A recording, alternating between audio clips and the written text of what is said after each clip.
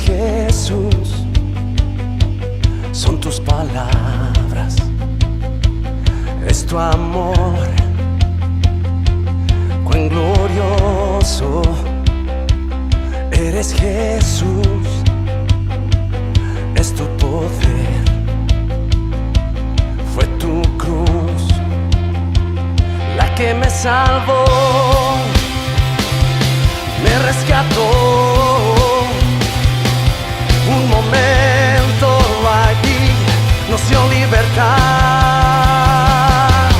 Te doy gloria, gloria. Te doy gloria, gloria. Te doy gloria, gloria. A ti, Jesús.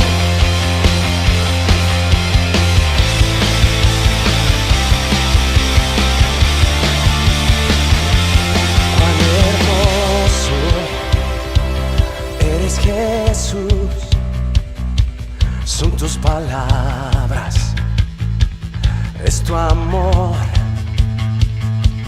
cuán glorioso eres Jesús, es tu poder, fue tu cruz la que me salvó.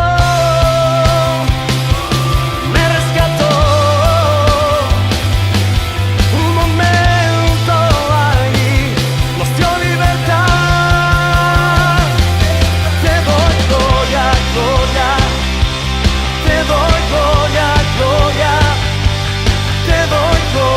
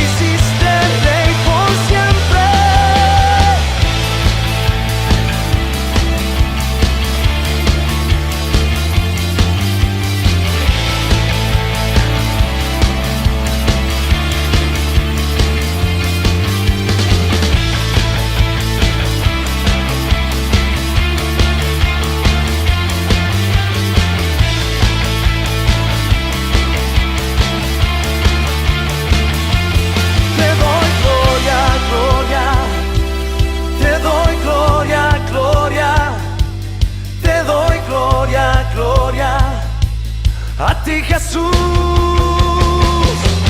Te doy gloria, gloria, te doy gloria, gloria, te doy gloria, gloria, a ti Jesús.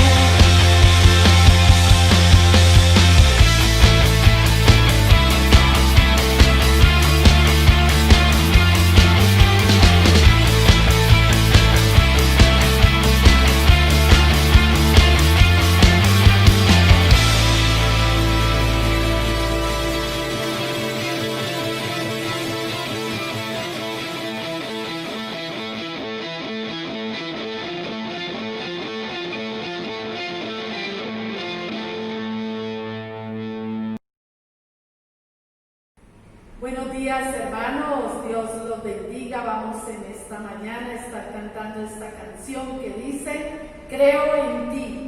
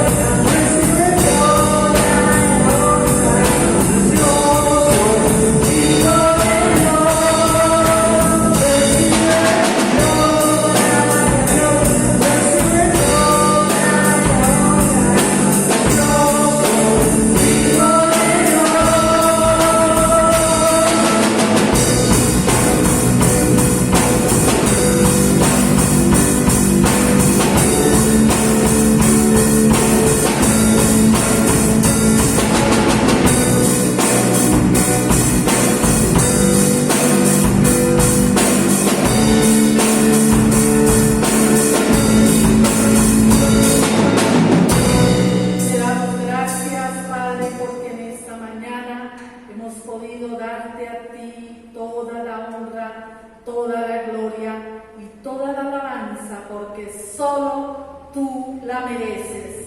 Te damos gracias en el nombre del Padre, del Hijo y del Espíritu Santo. Amén y amén.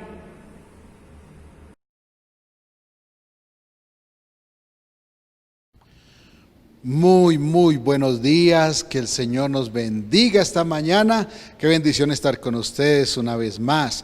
Vamos a orar para pedir la guía del Señor en este tiempo de escudriñar la palabra. Señor Dios de los cielos, gracias por tu misericordia, gracias porque nos concedes abrir tu palabra para escudriñarla.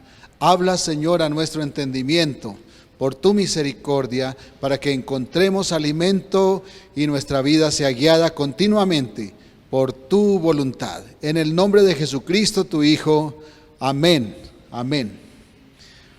Bueno, vamos a leer en Éxodo capítulo 15, versículos 22 al 27. Dice así la palabra de Dios. E hizo Moisés que partiese Israel del mar Rojo, y salieron al desierto de Shur, y anduvieron 3 días por el desierto sin hallar agua. Y llegaron a Mara, y no pudieron beber las aguas de Mara, porque eran amargas, por eso le pusieron el nombre de Mara. Entonces el pueblo murmuró contra Moisés, y dijo: ¿qué hemos de beber? Y Moisés clamó a Jehová, y Jehová le mostró un árbol, y lo echó en las aguas, y las aguas se endulzaron. Allí les dio estatutos y ordenanzas, y allí los probó. Y dijo: si oyeres atentamente la voz de Jehová tu Dios, e hicieres lo recto delante de sus ojos, y dieres oído a sus mandamientos, y guardares todos sus estatutos, ninguna enfermedad de las que envié a los egipcios te enviaré a ti, porque yo soy Jehová tu sanador. Y llegaron a Elim, donde había 12 fuentes de aguas y 70 palmeras, y acamparon allí junto a las aguas. Esta mañana vamos a hablar acerca del tema cuando las aguas son amargas. Imagínese que usted camina por un desierto muy seco y lleva buena provisión de alimentos, de agua, y comienza a caminar y a caminar.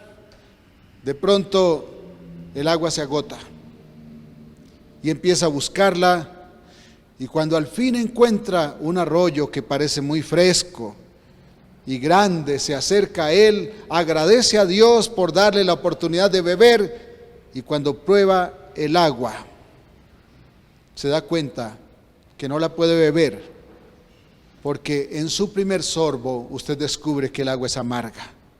Es una fuente de aguas amargas. Usted pensó que se veían frescas y claras, pero al probarlas se da cuenta que no sirven para nada. No puede saciar su sed. ¿Cuál sería su reacción? ¿Se sentiría frustrado, con rabia, desilusionado? Pensó que era la mejor oportunidad, pero al final descubre que no fue así. ¿Puede agradecer a Dios por el hallazgo, o se vuelve a Él con molestia para increparle, porque siente que juega con sus sentimientos? ¿Cuántas veces nos ha pasado que vemos que alguien llega a nuestra vida y parece la mejor oportunidad, y un tiempo después nos desilusiona, y entonces se opaca nuestro ánimo? Entonces podemos decirle al Señor en esa ocasión: Señor, si no me vas a bendecir, no me conduzcas a nada. Pero ¿por qué me traes a esta fuente si no la puedo beber? Yo necesito saciar mi sed, y tú me conduces a una fuente de agua amarga. El otro día me decía una mujer: yo no sé qué quiere Dios con el esposo que me dio, porque me salió muy complicado. Y yo le dije con todo respeto: recuerde que fue usted quien se lo buscó. Bueno, pero muchas veces sentimos que somos conducidos a un lugar donde finalmente nos parece que no es el mejor. Nos parece que la fuente que encontramos no tiene el mejor agua. Pues bien, vamos a desarrollar un primer punto y vamos a ver que el versículo 22 dice que Moisés hizo que el pueblo partiese del mar Rojo y salieron al desierto de Shur y anduvieron 3 días sin hallar agua. Pasar el mar Rojo significó para el pueblo dejar definitivamente el fantasma de la esclavitud. Recordemos que el pueblo llegó al mar Rojo, Moisés extendió su vara, el mar se abrió, el pueblo pasó por camino seco, pero cuando venían sus enemigos los egipcios, entonces las aguas vinieron sobre ellos y los ahogaron. En estos días, hace pocos meses, la ciencia descubrió que en algún lugar del mar Rojo se encuentra una serie de esqueletos que calculan en más de 5,000 personas que reposan en el fondo del mar, y probablemente tiene que ver con ese ejército egipcio que se ahogó en aquel tiempo allí antes de Jesucristo. Primero, el mar los separaba definitivamente de Egipto, por eso significó libertad. Y segundo, habían visto al ejército perecer y esto les daba la bendición de sentirse completamente libres. La palabra Shur traduce literalmente muro, murallas o pared. Cuando el pueblo llegó al desierto de Shur, era un desierto que era como una especie de valle que estaba entre paredes, unas paredes grandes que no podían escalar. El pueblo caminaba por un espacio totalmente seco, enorme y cercado por una pared que no se podía conquistar, no se podía llegar a la cima. El pueblo caminó por 3 días sin hallar agua con que pudiera calmar su sed. Ahora, en la tradición de la ley del judaísmo, si pasan 3 días y algo no cambia, entonces ya eso se mantiene así. La tradición y la ley dice que si no había una fuente de agua en 3 días, ya no la van a hallar, ya no la encontrarían nunca. Y por eso el pueblo entró en desesperación. El pueblo decía, Hasaká, Hasaká, es decir, o Yasaká, es que no vamos a hallar, no vamos a hallar. Primer punto, entonces lo vamos a llamar, el pueblo se sintió en una sin salida. Pasaron 3 días y no hubo agua, ya no la iban a encontrar según ellos creían, por sus normas morales. Segundo, versículos 23 y 24, dice, al fin llegaron a un lugar, a una fuente, que se llamó Mara, y no pudieron beber las aguas de Mara porque eran amargas, por eso le pusieron el nombre de Mara. Entonces el pueblo murmuró contra Moisés y dijo, ¿qué hemos de beber? Recordemos que Moisés es el gobernante que Dios asignó al pueblo. Su hermano Aarón era el sacerdote también. Y ellos inmediatamente murmuraron. Cuando al fin avistaron una fuente que parecía ser la salvación de la crisis, encontraron que no podían beber de ella porque las aguas eran amargas y posiblemente venenosas. Porque la amargura del agua podría tener que ver con el hecho de que tuviera cianuro, y el cianuro es un veneno supremamente fuerte para nosotros, nos mata en cuestión de instantes. Este segundo punto lo vamos a llamar la experiencia de un desierto cerrado con manantiales amargos. La experiencia de estar en un desierto encerrado, el desierto de Shur, con manantiales amargos. No sé si a usted le ha pasado, probablemente sí, en su trabajo, en su familia, en su hogar, con su esposo, con su esposa, en su misma situación por la que ha pasado en su vida. Tal vez esta historia nos recuerda circunstancias que se nos presentan en la vida. Cuando de todo corazón buscamos una salida a dificultades, clamamos al Señor, y cuando encontramos una posible salida nos damos cuenta y vemos una luz que parece que es una oportunidad, pero nos damos cuenta que esta nos trae amargura. Ante tal situación, entonces, corremos a criticar y a cuestionar a Dios. Esto es exactamente lo que le pasó al pueblo de Israel el pueblo escogido de Dios, llegó a un punto donde el agua que encontró fue amarga. 3 días atrás habían celebrado el gran milagro del Mar Rojo. El mar se abrió a sus pies, les dio paso y escaparon del ejército del faraón, pero ahora están acorralados en un desierto, encerrados por unas paredes muy altas y además sin agua, porque el agua que encontraron es amarga. Estaban al punto de la inanición porque habían pasado 3 días.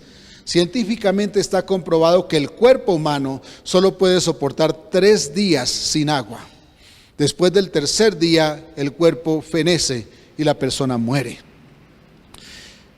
Para colmo, ellos encuentran una fuente y esto les devuelve el ánimo. Parece clara, parece fresca, pero al tomarla resultó ser amarga. ¡Qué decepción! ¡Qué desilusión! Entonces le pusieron nombre a ese lugar de acuerdo con lo que estaban sintiendo y experimentando en su vida. Le pusieron el nombre de Mara. Mara traduce literalmente amargura. A veces nombramos las cosas por cómo nos sentimos o cómo sentimos que nos afectan. El pueblo lo llamó Mara. Esto es amargura.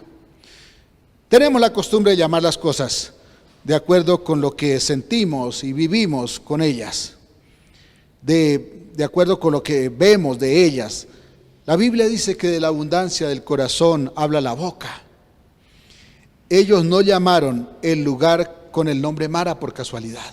No fue casualidad llamarle así, sino que de la abundancia de su corazón les nació ponerle ese nombre. ¿Qué estoy diciendo con esto? Que su corazón realmente estaba lleno de amargura. Probablemente tantos años en esclavitud, 430 años duró el pueblo en esclavitud, les había desarrollado una especie de amargura en su corazón que hacía que llamaran las cosas por cómo se sentían frente a ellas. Era una cosa de mentalidad, era una cosa de cultura desarrollada.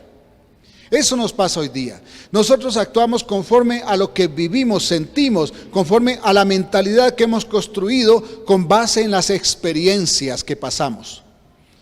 Una persona que pasa situaciones de violencia, de dificultad, tiende a ser una persona inclinándose a la violencia.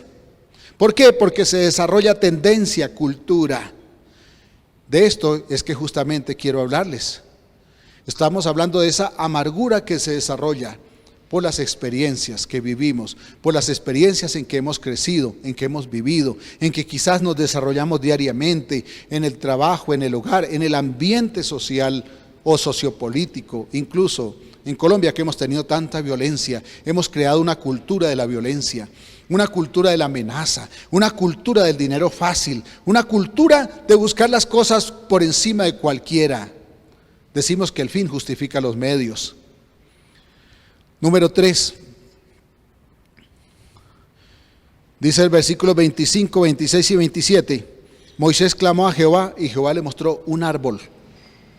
Y lo echó en las aguas y las aguas se endulzaron. Allí les dio estatutos y ordenanzas y allí los probó. ¿Quién les dio estatutos y ordenanzas? ¿Moisés? No, Dios. Y allí Dios los probó. Y dijo el Señor: si oyeres atentamente la voz de Jehová tu Dios, e hicieres lo recto delante de sus ojos, y dieres oído a sus mandamientos, y guardares todos sus estatutos, escuchen esta promesa: ninguna enfermedad de las que envié a los egipcios te enviaré a ti. ¿A quién? Al pueblo, porque yo soy Jehová tu sanador. Tienes que aprender a confiar que yo soy tu sanador, no son las circunstancias.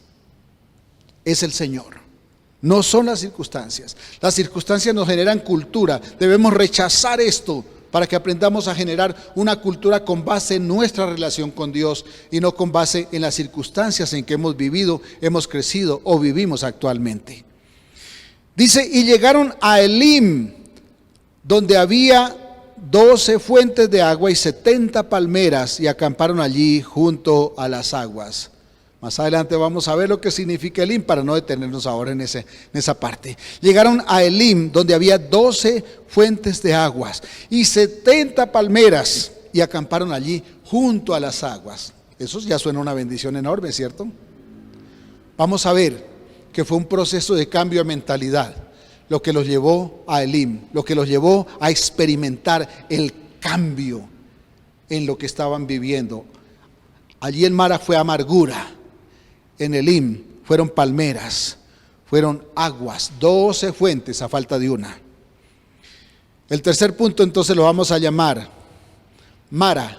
Es un lugar de confrontación para la fe y de restauración para el corazón. Mara es un lugar de confrontación para la fe y de restauración para su corazón y para mi corazón. Entonces vamos a ver unos aspectos en este proceso. El primero que vamos a observar es que Dios confronta. Dios nos confronta para restaurarnos. ¿Para qué nos confronta? Para que reconozcamos lo que es necesario ser transformado. Para que reconozcamos lo que necesitamos cambiar. Para que reconozcamos que estamos mal como estamos. Dios llevó a Israel a ese lugar porque necesitaba confrontarlo con lo que había en su corazón. Amargura. Para formar un corazón aprobado. Allí dice que Dios allí los probó. Esa palabra probar se puede traducir para que sea más comprensible, está bien traducida, pero nosotros cuando entendemos probar en castellano entendemos como someter a sufrimiento. No, o ver cómo funciona. No, realmente lo que se entiende como entendemos hoy en castellano es aprobar, es decir, hacer un corazón conforme a lo mejor. Esto es a la voluntad de Dios. Entonces Dios llevó allí al pueblo a Mara para restaurar su corazón. Si después de 3 días la esperanza se pierde, entonces Dios les prueba que no. Dios les prueba que Él es su sanador, que todavía hay una salida y es Dios, es nuestra confianza en Dios. Para disfrutar lo que Dios quiere darnos, es necesario tener un corazón sano. Si nosotros no tenemos un corazón sano, Dios nos da algo y nosotros lo echamos a perder, lo desperdiciamos, porque nuestro corazón se llena de arrogancia. ¿Cuánto nos cuesta reconocer que lo que recibimos todos los días, incluso nuestra respiración, es por gracia de Dios? ¿Cuánto nos cuesta reconocer que lo que somos es por Dios, pero a veces pensamos que es nuestro y que nos pertenece eternamente? No reconocemos que Dios es el todo proveedor. No reconocemos que si podemos comer, trabajar, que si tenemos algo, es porque Dios nos lo ha provisto. Antes de restaurar su matrimonio, antes de restaurar su familia, su trabajo, sus finanzas, incluso antes de una sanidad física, usted y yo necesitamos un corazón sano. Y perdóneme, yo lo digo con autoridad porque una de nuestras hijas estuvo desahuciada cuando era una niña pequeña. Hoy ya terminó su universidad y eso nos muestra la fidelidad de Dios. Ella fue sana milagrosamente porque Dios hizo un milagro para restaurarla. Médicamente ya no podía ser sana, pero Dios dijo otra cosa. De eso les estoy hablando, de restaurar, de sanar, de depender de ese Dios que está por encima de cualquier circunstancia. Necesitamos tener un corazón sano, necesitamos un proceso de restauración, necesitamos una restauración espiritual y para esto necesitamos oír sus estatutos, porque Él allí les dio estatutos y les dijo, si ustedes hacen esto, esto y esto, yo seré su Dios, yo seré su sanador y ninguna de aquellas cosas que mandé a los egipcios, ustedes las sufrirán. No significa que no vamos a ser afectados por enfermedades, significa que ninguna circunstancia va a derribar nuestra fe y siempre estaremos por encima de las circunstancias. ¿Qué significa restaurar? Restaurar es volver las cosas a su estado original. El corazón de Adán fue dañado en su originalidad cuando él cayó en pecado. Y con el corazón de Adán también fue dañado nuestro corazón, el suyo y el mío. Fueron dañados por el pecado. Dios necesita restaurar nuestro corazón. Dios necesita restaurar nuestra mente, nuestros deseos, nuestra intención, para que sean conforme a su voluntad y a su propósito, que es santo y que es perfecto. Todo lo que está fuera de la voluntad de Dios no sirve, porque lleva a mal fin, a mal destino. Antes de entregarnos una bendición, entonces es necesario ser restaurados, porque de lo contrario la desperdiciamos esa bendición. Si Dios prepara al pueblo para meterlos en la tierra prometida, esa tierra que fluye leche y miel, una tierra de sobreabundancia, el pueblo se vuelve loco con la abundancia, a no ser que Dios le restaure su corazón. Creo que muchos de nosotros podemos dar fe de esto. Los que vimos el proceso del narcotráfico en Colombia, nos dimos cuenta cómo una persona conseguía $1 y se volvía loca. Quería comprar lo que fuera. Hoy tenemos delincuentes que publican por sus redes sus logros y así los capturan. ¿Por qué? Porque una bendición sin proceso nos vuelve locos, nos hunde en la locura. Dios prepara a su pueblo entonces antes de meterlo en esa bendición. Esto es lo que pasa entonces, es lo que ocurre a una persona que se gana una lotería. Esa lotería regularmente no le bendice porque no sabe administrar lo que no tenía, lo que no le costó nada conseguir. Una persona que se gana la lotería, lo primero que hace es una gran fiesta donde invita a todos sus vecinos y en 2 o 3 años ya ha desperdiciado su dinero. Y si conserva algo de ese algo, no lo bendice, porque regularmente esas personas se vuelven extremadamente arrogantes, extremadamente. El presente que hoy tenemos suele ser consecuencia del ayer. Hoy cosechamos el fruto de lo que ayer sembramos. Hoy tenemos en nuestro corazón lo que ayer cultivamos. En el pueblo de Israel había amargura porque en Egipto habían cultivado la angustia, el dolor en la esclavitud. Al pueblo de Israel la esclavitud le había destrozado la paz de su corazón. Por eso Dios en Mara los confronta. ¿Para qué? Para sanar su corazón. El pecado destrozó la paz, la confianza en Dios, la credibilidad que nosotros debíamos tener en nosotros. Las semillas que ayer sembramos en nuestra vida rinden fruto hoy, o las semillas que alguien sembró en nuestra vida. Tristemente muchas veces no superamos cosas que nos han pasado. A veces son cosas terribles, pero que en todo caso debiéramos y podemos superar. Es necesario que seamos confrontados. Yo quiero confrontarle hoy con su realidad. ¿Para qué? Para que Dios lleve sanidad a su vida. ¿Cuántas veces usted dijo, cuando tenga hijos no quiero que ellos pasen por lo que yo he pasado? Pero sin darnos cuenta, ellos repiten la historia que nosotros pretendimos dejar atrás. ¿Sabe por qué? Porque nosotros mismos hemos sembrado en su corazón la semilla que emana de nuestro corazón. Porque no hemos abandonado la semilla que fue sembrada quizás por otros en nosotros. Nuestro corazón necesita ser restaurado. Quizás usted ha buscado sanar ese dolor, llenar ese vacío, ha buscado el mejor colegio, la mejor universidad para sus hijos. Ha dedicado su vida sin descanso para darles lo mejor, suficiente dinero, suficiente recreación, suficientes viajes. Pero nada cambia esa realidad de dolor, de fracaso, de amargura en la vida de nosotros mismos y en la vida de las personas que más amamos. Nuestro corazón necesita ser restaurado. Una vez me decía un hombre con mucho dolor, es muy difícil separarse amando. Quizás hubo una experiencia que dañó su corazón. Todos los días trata de buscar ese oasis que calme su sed, pero cuando encuentra una fuente y se acerca gozoso a ella, encuentra que sus aguas son amargas, que todo sale como si el mundo anduviera al revés, como si todo jugara en contra suya. Su vida es inestable, su hogar es un caos, su economía no funciona, la mente vive confundida y en consecuencia nadie lo soporta. Entonces una desilusión tras otra desilusión acaba llevándole a creer que ya no es posible levantarse. Su corazón necesita ser restaurado porque la percepción que ahora tiene del mundo y de su situación refleja lo que hay en su corazón. Ese corazón atribulado, aguas amargas es lo que hay. Cuando una persona está en amargura, en frustración, en desilusión, solo cuestiona a Dios y cuestiona a los demás. Le echa la culpa a los demás de lo que le pasa. La razón es que siente que todo está en su contra y que ya todo acabó y quiere con un acto desesperado darle fin a esto, enterrarlo todo y olvidar de una vez que el mundo y la circunstancia actual existen. El segundo aspecto es que necesitamos clamar a Dios. Cuando Moisés se dio cuenta que el pueblo murmuraba porque tenían sed, clamó al único que podía resolverle todo, el Señor. El dueño de todo, el único que podía saciar su sed y cambiar el panorama, transformar su situación. para que esas aguas amargas recuperaran la dulzura.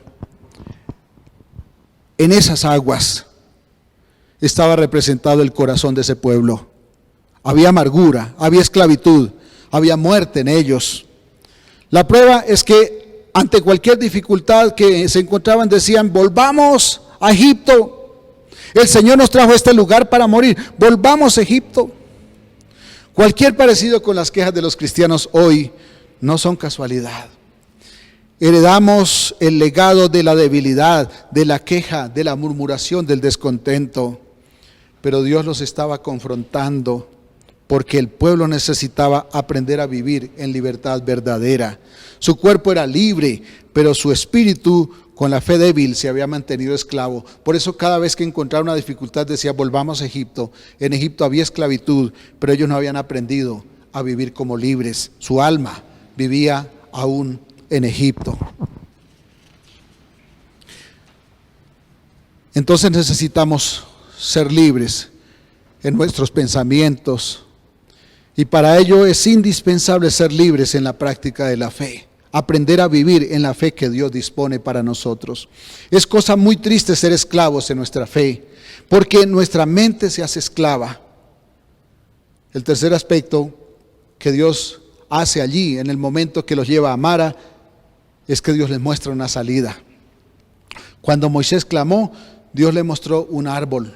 Moisés cortó ese árbol y lo echó sobre las aguas, y las aguas se endulzaron.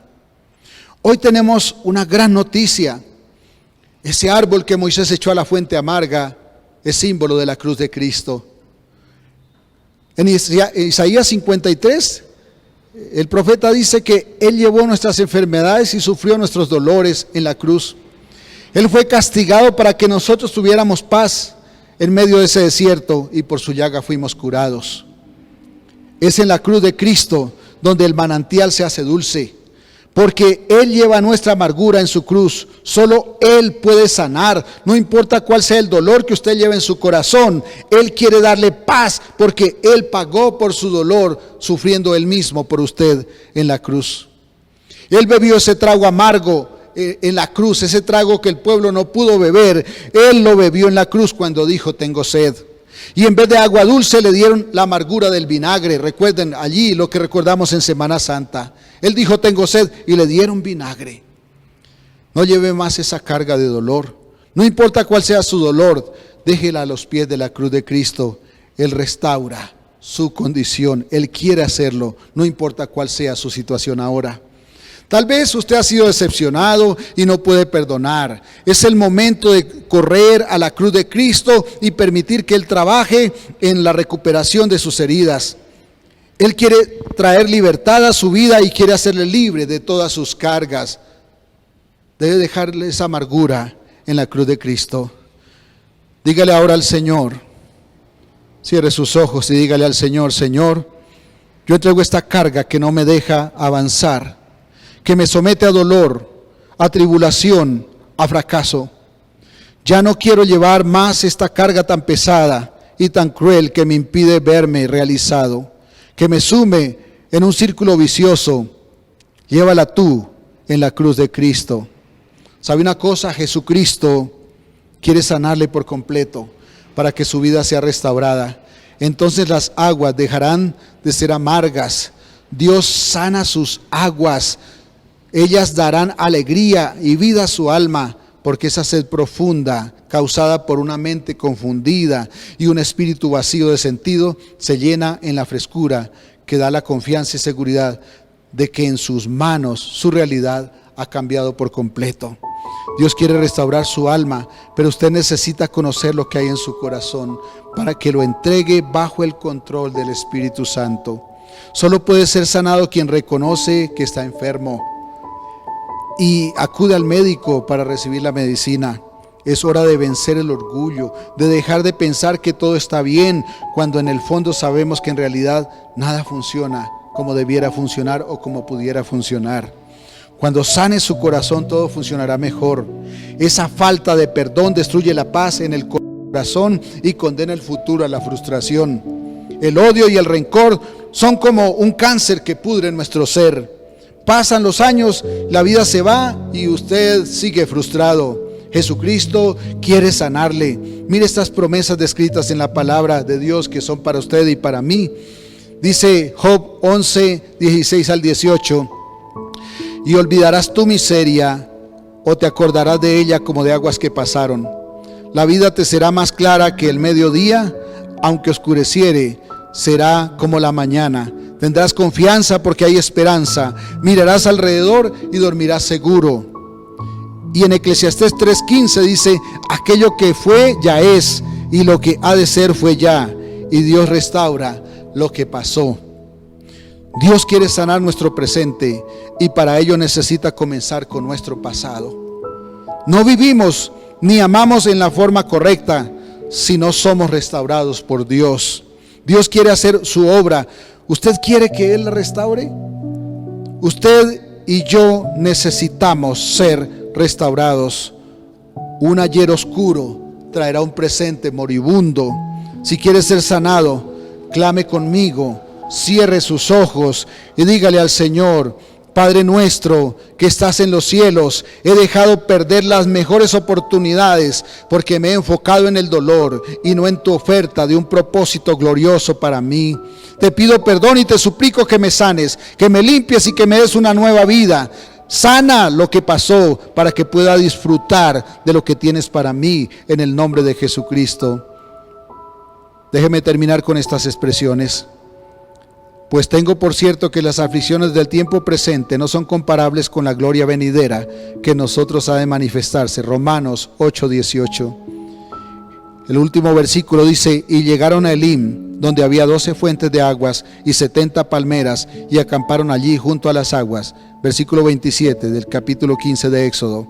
Después de la experiencia de las aguas amargas, llegaron a Elim. Elim es un nombre hebreo que traduce lugar de Dios, lugar del fuerte, oasis, lugar de árboles grandes. Este es el sitio que Dios ha dispuesto para usted cuando pase Mara, el lugar de la amargura. Todavía hay un oasis en el desierto mientras Él nos lleva a la tierra prometida.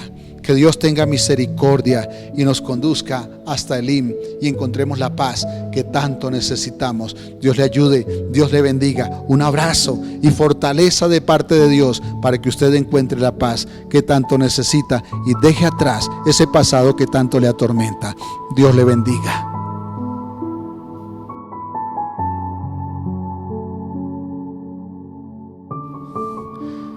Bueno, vamos a participar de la Cena del Señor. Estamos leyendo el 1 Corintios capítulo 10 y esta vez vamos versículos 12 al 14. Así que el que piense estar firme, mire que no caiga. No os ha sobrevenido ninguna tentación que no sea humana, pero fiel es Dios, que no os dejará ser tentados más de lo que podéis resistir, sino que dará también juntamente con la tentación la salida para que podáis soportar. Por tanto, amados, huid de la idolatría. Ya mencionamos que cuando el pueblo de Israel fue liberado de la esclavitud, fue llevado al bautismo en un proceso de muerte a la esclavitud de la misma y de liberación de esa misma esclavitud. El bautismo de hoy tiene un profundo significado de muerte al pecado y también de resurrección a una nueva vida en libertad de la esclavitud que produce ese pecado. Entonces, como Dios envió el maná para alimentar su pueblo en el desierto, y la roca que les daba agua en medio de la sequedad, ahora nos provee alimento a la fe para estar firmes a través de su palabra. Y el sacrificio redentor de Cristo como cura para la sed espiritual que nos produce al no ser dignos de justificarnos delante del Dios perfecto y justo. Cuando escudriñamos la palabra de Dios, nuestra fe se nutre. Y la fe nos mantiene vivos en este desierto que es el mundo. Y cuando venimos a Cristo, hallamos que nuestra deuda eterna por el pecado fue cancelada, porque Cristo pagó totalmente nuestra cuenta en contra. Lo que teníamos en contra, Cristo lo pagó. Sin embargo, la continua rebelión del pueblo irritó la justicia santa de Dios, por lo cual una buena parte de ese pueblo que había salido de esclavitud no alcanzó la bendición del reposo y la sobreabundancia en la tierra prometida. El pueblo había cometido un pecado el pecado de la idolatría. Era algo que era más importante que Dios en su vida.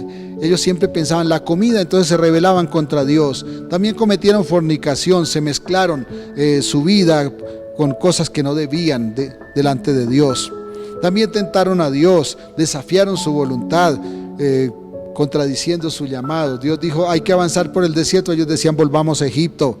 Y murmuraron también contra su gobernante Moisés y contra su sacerdote Aarón, que Dios les había puesto para que les guiara en la parte del recorrido, pero también espiritualmente. Todo esto, hermanos, nos lleva a reflexionar acerca de lo propuesto en los versículos 12 al 14 de este capítulo que hoy leímos. Y el primer aspecto que podemos reflexionar es que nadie está firme. Nadie. Como nadie está firme, a no ser que Dios le sustente, le sostenga con el poder de su palabra, todos estamos expuestos a caer. Por tanto, nadie puede jactarse de su santidad ni de su fidelidad con Dios. Debemos todos los días cuidar que nuestro enfoque esté totalmente centrado en la meta suprema, que es Dios y su santa voluntad. El segundo aspecto es que toda tentación nace de nuestra debilidad, pero Dios le pone límites. La Biblia dice que Dios no tienta a nadie, sino que de nuestros propios pecados, de nuestras propias debilidades, nosotros somos tentados. Pero una cosa hace Dios, escuche esto, Dios le pone límites al nivel de tentación que nos aborda para que podamos resistir. Él no permite que seamos tentados más allá de lo que podamos resistir. Pero ¿cuántas veces nos pasa que caemos en la tentación? ¿Por qué pasa? Esto es porque nuestra voluntad se inclina al pecado y nos resistimos a que Dios gobierne un área de nuestra vida. Aquello que no le entregamos al Señor, allí hace de las suyas la tentación y el pecado. El tercer aspecto es que debemos cuidar nuestra integridad. Si toda tentación es humana, depende de nuestra debilidad, entonces debemos cuidarnos y debemos huir de las cosas que nos incitan a caer. Debemos cuidarnos de mantenernos lejos de esas cosas en las cuales somos débiles. Es necesario que aprendamos a estar como lo más distante de esto. La razón es que si nos cuidamos de no buscar lo que nos tienta a la desobediencia, si procuramos estar lejos de aquello que nos tienta, el Señor sustentará nuestra fe para que nos mantengamos en fidelidad, porque de otro modo, a la fuerza, Dios no nos va a tener sujetos a obediencia. Dice, he aquí yo estoy a la puerta y llamo, si alguno oye mi voz y abriere, yo entraré a él, yo cenaré con él y él conmigo. Este es un llamado a la obediencia. No es que Dios no nos pueda tener aquí sujetos a la fuerza, es que no quiere hacerlo. Él quiere que de voluntad nosotros decidamos obedecerle, decidamos mantenernos en santidad, porque es una responsabilidad que Él nos dejó después de habernos dado la salvación. Esas cosas que amamos y que llegan a sujetarnos hasta llevarnos a quebrantar la voluntad de Dios, eso es lo que la Biblia llama ídolos. ¿Por qué son ídolos? Porque voluntariamente les damos el poder de hacernos apartar de la voluntad de Dios. Se vuelven más importantes que Dios en nosotros, y eso es una decisión voluntaria. Si nuestra voluntad se inclina a la obediencia, sin embargo, Dios nos tiende la mano para que aquello que es superior a nuestras fuerzas no nos sujete, no nos lleve a derrota ni a esclavitud, es decir, para que el pecado no nos mantenga esclavos. Cuando tomamos la cena del Señor, doblegamos nuestra voluntad a la obediencia incondicional de sus mandatos. Entonces Él gobierna nuestra mente, nuestra voluntad, nuestras intenciones, nuestros deseos. La palabra de Dios dice que cuando Jesús cenaba con sus discípulos, en esa última cena les dijo, tomen el pan y beban la copa, porque el pan es mi cuerpo y la copa es mi sangre. Señor, gracias por la bendición de este pan y esta copa, que nos da este recordatorio hermoso, y lo hacemos en esa celebración hermosa de la victoria de Cristo por nosotros, dando su cuerpo y derramando su sangre en la cruz. Bendito eres, Señor. Tomamos en obediencia y para santificación, en el nombre de Jesús. Amén. Coman del pan, porque esto es mi cuerpo, dijo el Señor. Comamos el pan.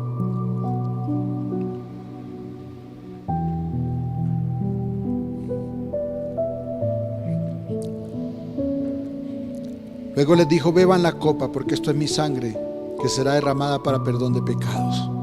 Tomemos la copa.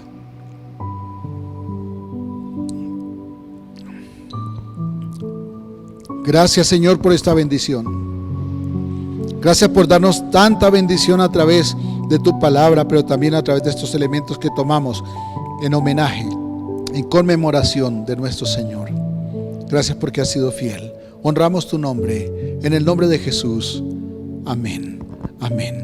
Muchas bendiciones.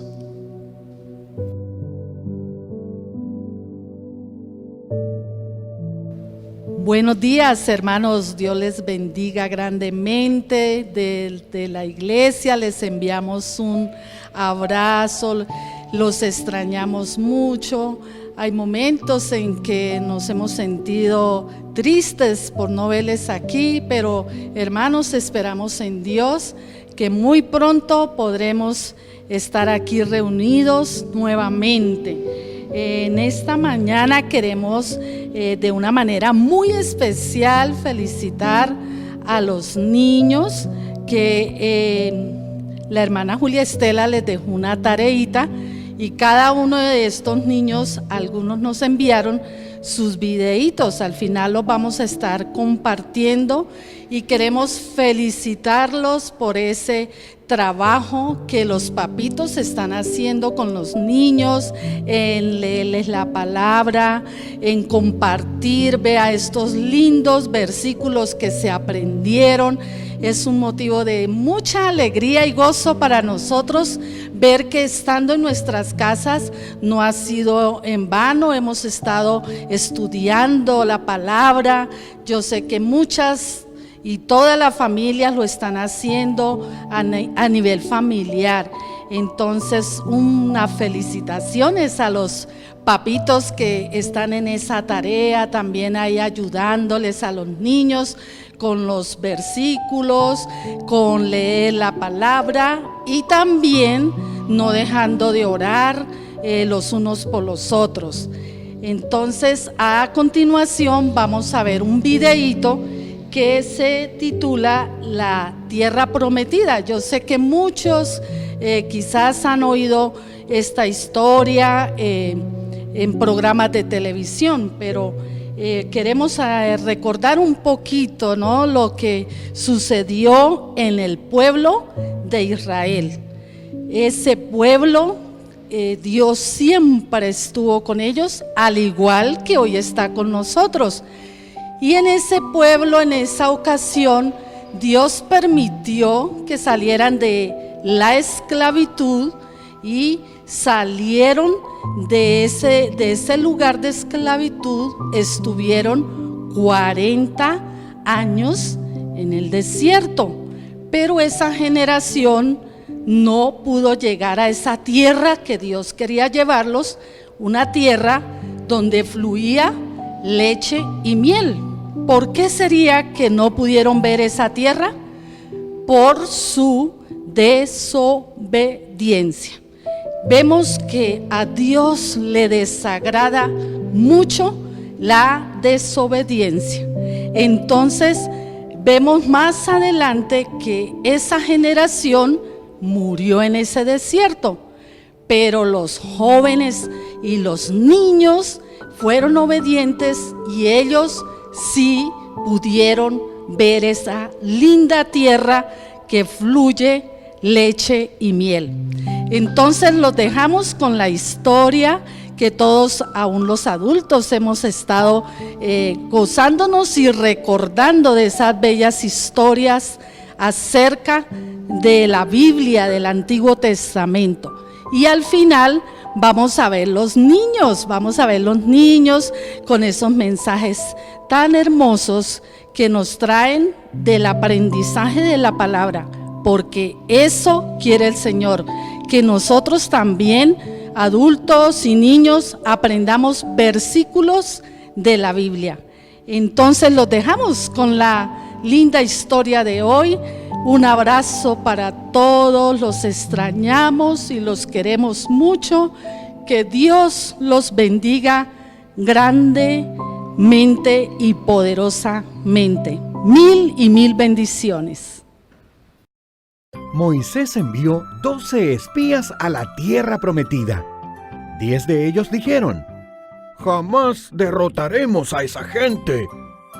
Pero Josué y Caleb aseguraron: con la ayuda de Dios podremos hacerlo.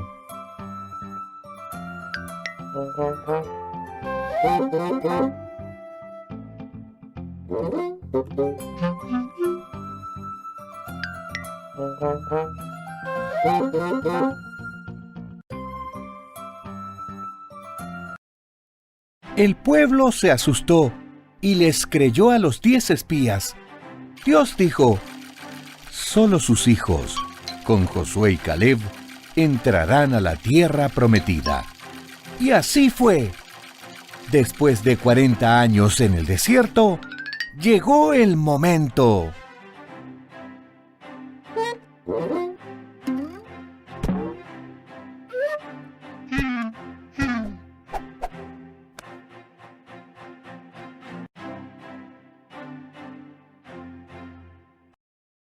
Josué envió a 2 espías a Jericó. Ellos conocieron a una mujer llamada Rahab, que los escondió y los ayudó a escapar por el muro. Ellos prometieron perdonarle la vida a ella y a su familia.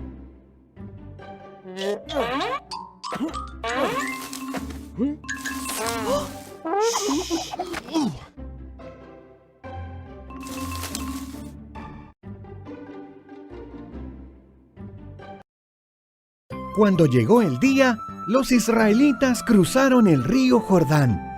Los sacerdotes fueron primero, llevando el arca del pacto. Cuando sus pies tocaron el agua, el río dejó de correr. Todos cruzaron en tierra seca.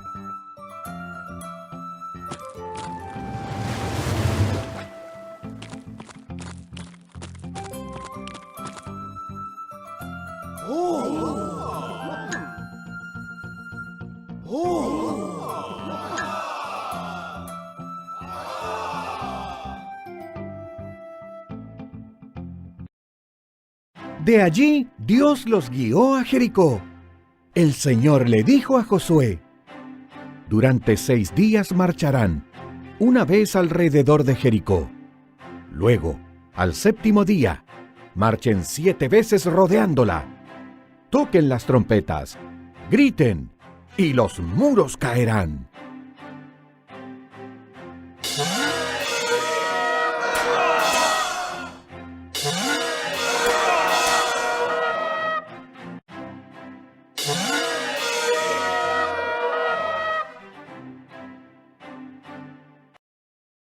Josué confiaba en Dios. Él hizo lo que el Señor le dijo, y los muros cayeron. Entonces tomaron la ciudad. La vida de Rahab y de su familia fue perdonada. Y el pueblo de Dios comenzó a tomar la tierra prometida.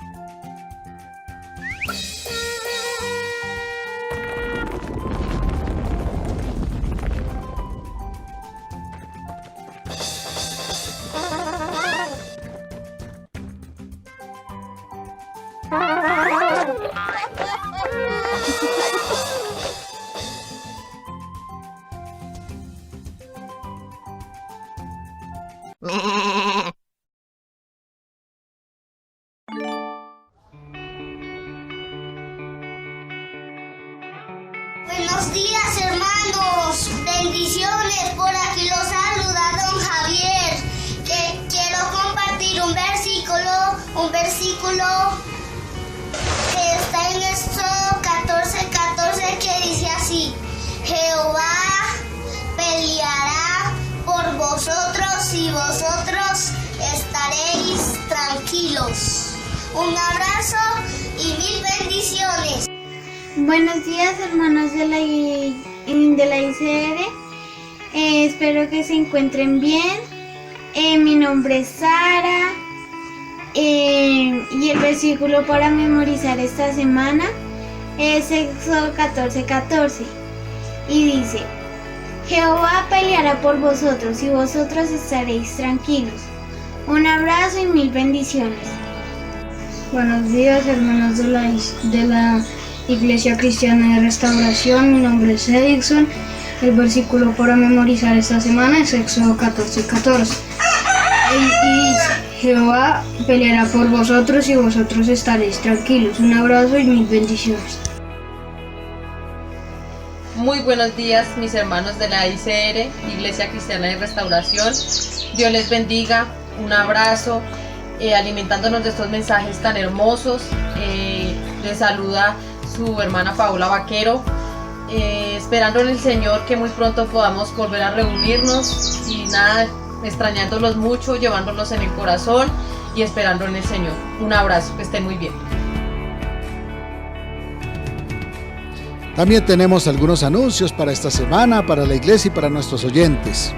Aprende el texto de Romanos 8, 1 al 2, que aparece allí en la portada del culto de hoy. No se le olvide.